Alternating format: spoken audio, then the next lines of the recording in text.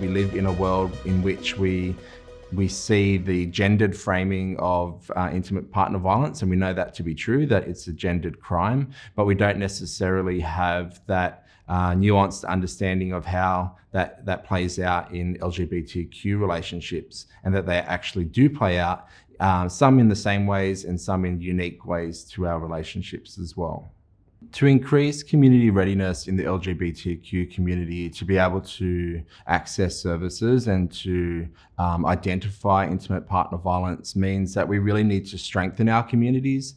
And the way that we do that is by funding programs, prevention campaigns, education campaigns to really increase people's understanding of not only what a violent relationship might look like, but also a real strengths-based, ethical and non-violent relationship and what that looks like, because it really starts from there. I think it's important to make the point that the type of violence that we see and the tactics that we see in violence in straight relationships, we absolutely see those in LGBTQ relationships. But it's an important question to think about, that there are absolutely unique tactics.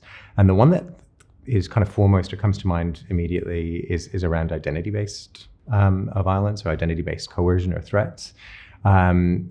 That for some LGBTQ people, being out in the workplace or being out to family or being out in community is not possible or frightening.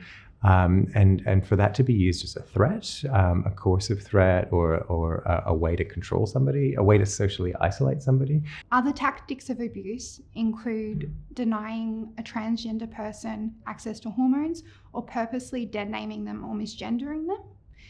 It can include threats to exclude them or isolate them from an LGBT safe space or community in the event that a relationship ends.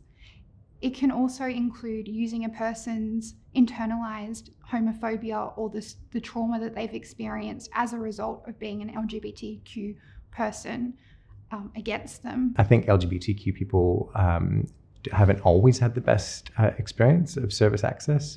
So I think that's another way that violence can occur in relationships, where a perpetrating partner may capitalize on that and say, listen, don't bother going to services because they're not going to understand you, or they're not going to listen, they're not going to be able to help. So cutting off that kind of what is essentially a lifeline for a lot of people in terms of help seeking.